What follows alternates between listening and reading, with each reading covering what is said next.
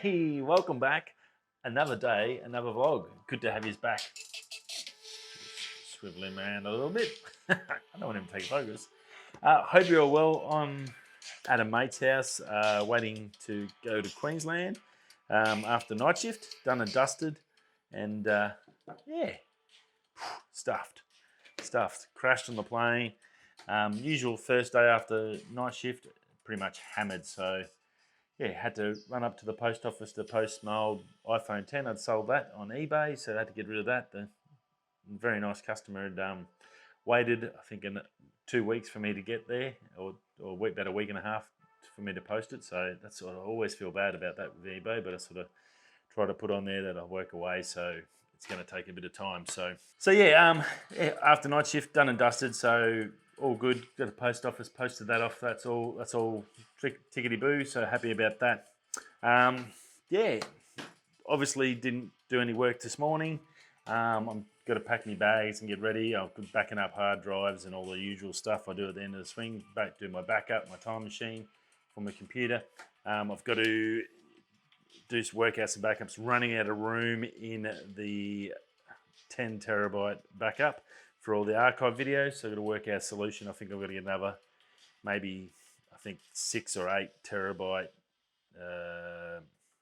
hard drive that I can just put YouTube videos on, and then just keep normal backups on this other one. So I've got to, it's a tricky beast. So if you once you start YouTube and you go down that rabbit hole, you'll find out that storage, and I only shoot in 1080, so I do 4K on the phone, so that's now taking up even more room.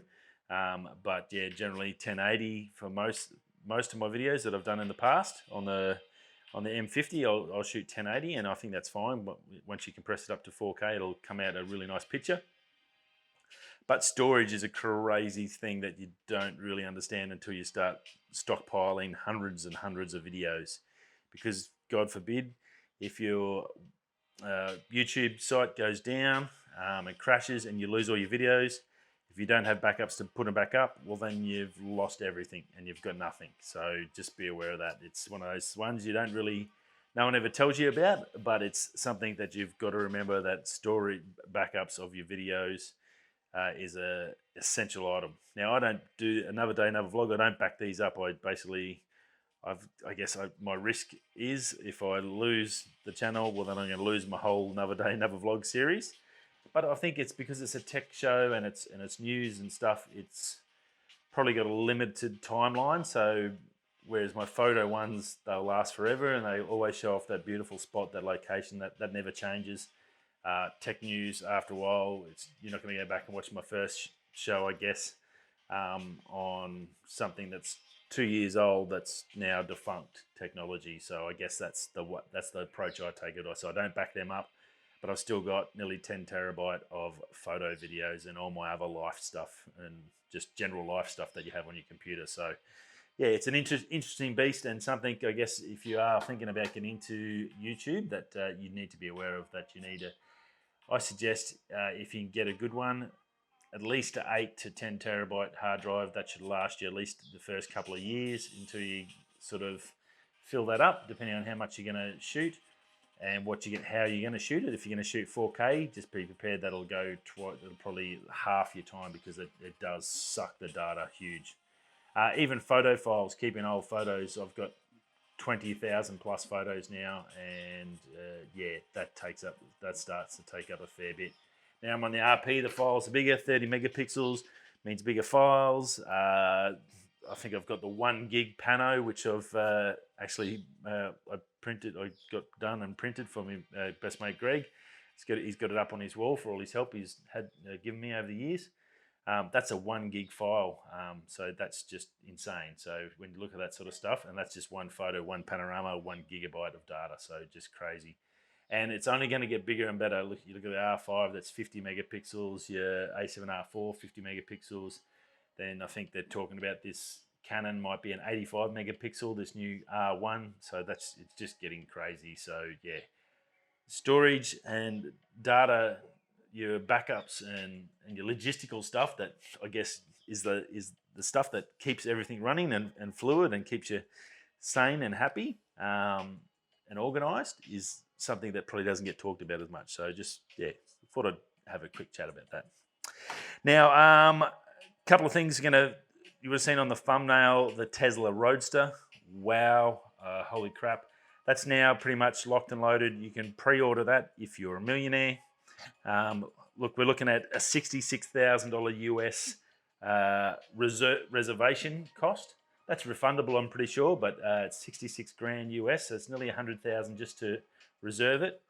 It's 326,000 US dollars for the Founders Series. I'm not sure if they're doing only any other versions after that. I think that's like the first series coming out. There's only going to be 1,000 of those.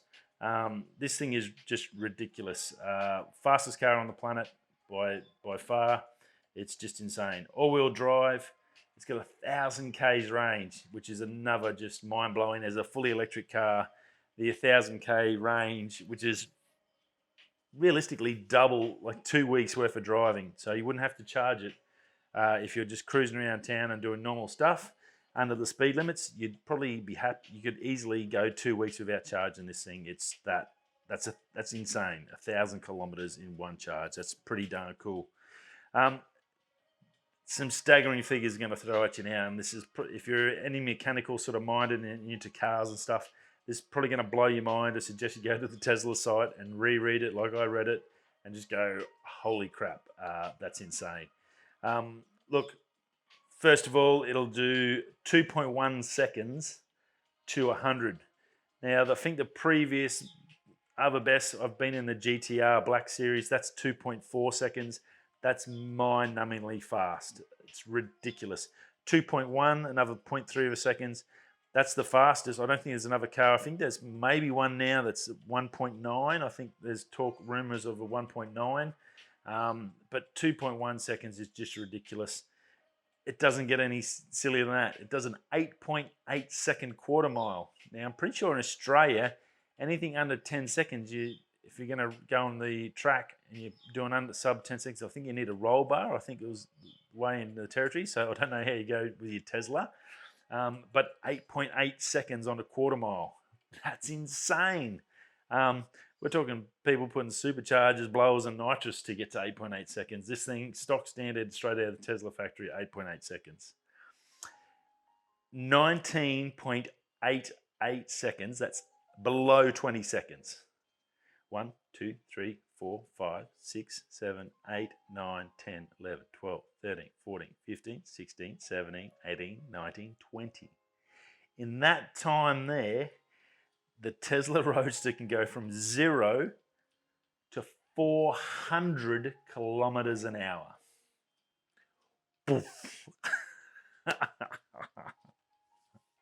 Hello. Just count that out to yourself. And then at the end of that, just imagine doing 400 k's an hour in a car. That is just crazy. I think there's other cars that are around that 20-second.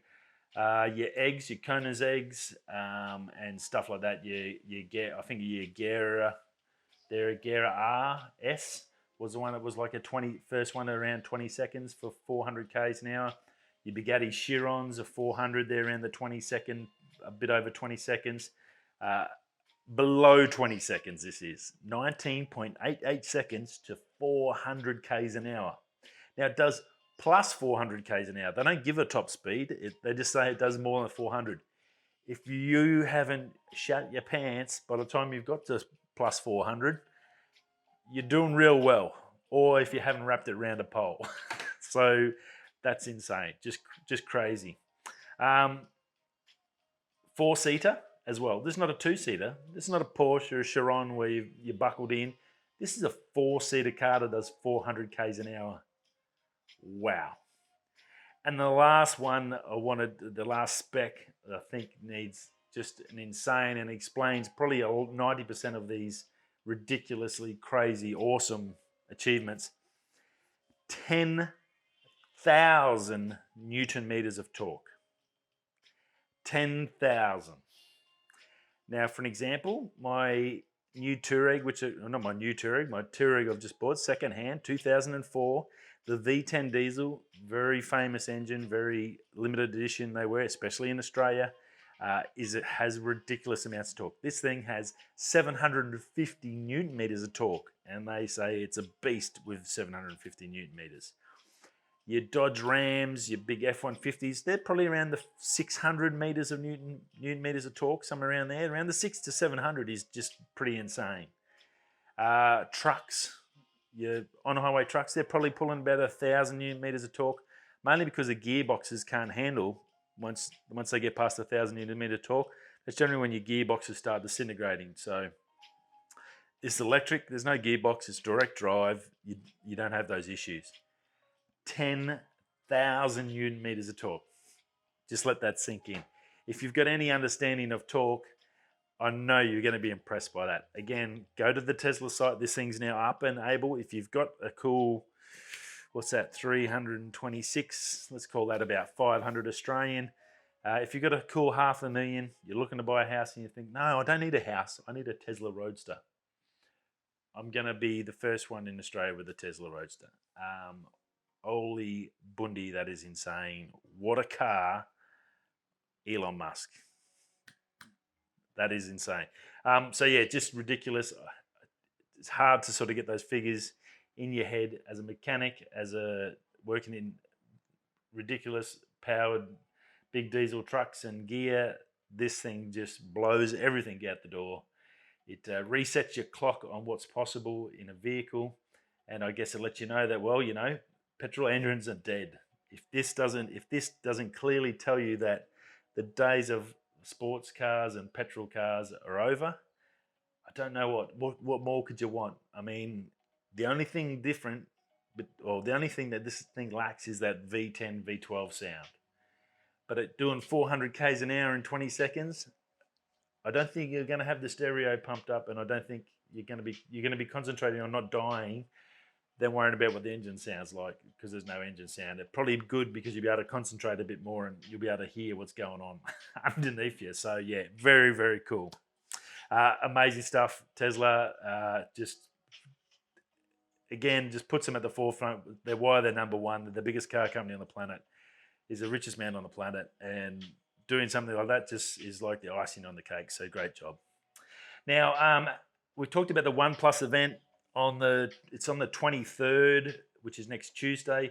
Well, that's going to be the 24th for us because we live in the future, but everything gets released in the past. Anyway, so 23rd, 24th is the OnePlus show. On the same day, Apple's having their March show. We're talking AirPods 3, the AirTags, possibly a new iPad, a new update to the Apple TV. We'll have an M1 chip in the Apple TV. Look, there's been no mention of that, but just throw it out there. If they put that M1 chip that's in the Apple Mini, which is $800, and they put that into an Apple TV and they charge, say, $600, you now have or even they charge $800 for that, and you get Apple TV and the M1 chip in as a gaming console with the M1 chip power. It's probably something that hasn't been thought about. But Apple's been trying to get into gaming, and what better way could you do it by releasing an Apple TV that has an M1 chip or an M1X in it? Even if you just want the M1 chip to start with, you could go the Pro console down the road with the M1X and have this ridiculous gaming setup with ridiculous amounts of power. It's probably not going to happen, but that would be like one more thing. Yeah, we've got the Apple TV, but look, hey, we chucked the M1 chip in. Pow. Let's go, gamers. Get it on. So, look, that would be pretty cool. Obviously, gaming on Apple's a totally different beast. There's not a lot of games that run on it. But if this M1 chip goes in there, you get that power to run them and to do the special things. If anyone can get into gaming, Apple's got the cash. They've got $1 trillion. $1 trillion company. They've got hundreds of billions of dollars in cash. They can easily come out and do some fun stuff if they have to. So, look, I think that'll be cool. Be interesting to see what happens next Wednesday for us. So stay tuned and I'll keep you up to date with that one. Now, Sony just released a new lens it's a new G Master lens. It's a 50mm f1.2. Super compact, smaller than the Canon 50mm 1.2, only by a little bit, way smaller than the Nikon. It's about 798 grams, so nice and light, compact. If you're doing weddings or portraits or anything like that where you want that beautiful bokeh background to really make it punchy and have that beautiful, nice little ethereal feel to it. Look, it's a great little lens. It's not a G Master, so it's not expensive. It's not cheap. They're saying roughly about $2,000 US, so it's probably about 3,000 Australian roughly. So yeah, look, definitely not a cheap lens. Small. It's probably about the similar size to my 16mm Sigma and weight and size. So I'd say it's something around there. Super fast. Jared Poland from Frono's Photos, I watched his review on it, and look, he said all he could say was super fast, ridiculously fast focus, and absolutely silent. He said you could hear the Canon, you can hear the Nikon versions, you cannot hear this G Master. So look, again, perfect for weddings, anything like that where you're out and about and you want to be quiet and not sort of making any noise. Pro photo shoots and stuff like that, this could be a great lens for you, so go check that out. Caviar. Well, we've heard of Caviar before with the phones and ridiculousness. Well, it started off as one thing. I was watching Lou later, and look, they've done a 1 kilo solid gold iPhone 12. That's iPhone 12. Imagine a whole 1 kilo bar. You'll see it on the thumbnail. 1 kilo of solid 24 karat gold bar. Legit 9999 troy ounces, all that sort of stuff. You don't get the camera lenses on the back. That's the one thing you'll notice from the photo. There's no lenses, so you lose your camera setup, but you get a ridiculous phone. There's only 7 of these being made. They're charging $170,000 US. Now, this is where it's tricky. You wonder how they make money and what it's all about. Well, have a look at it this way. The phone's about, I guess in Australia, in America, it's about $1,000, or you work in US dollars. It's $170,000 US to buy the phone. Costs you $1,000 for a phone to put into the gold bar. They've got to mint it. It's all jewelry spec stuff, so that's going to cost a little bit, but not a real lot. Realistically, for 7, you've got to make molds and stuff, but say like a couple of grand. The actual price for 1 kilo of gold, 24 karat gold in the US, is only $56,000. So realistically, they're making 120 grand US cash profit out of it. So, but it is ridiculous. And on top of that, if that isn't enough ridiculous for you, if you've still got a heap of money left over burning your pocket, go have a look at their PS5 solid gold plates outside, 24 karat gold, I think it is as well, or maybe 18 karat gold, that one. $400,000 for a solid gold PlayStation 5.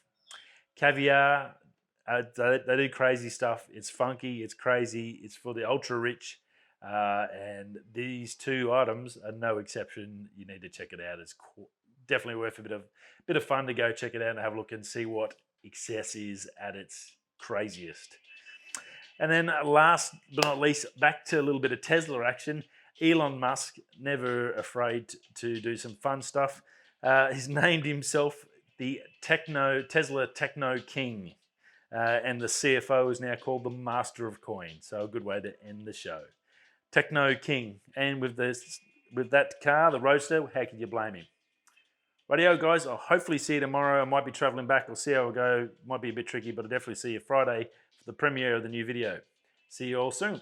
Wherever you're going that way, I'll catch you Friday. Peace.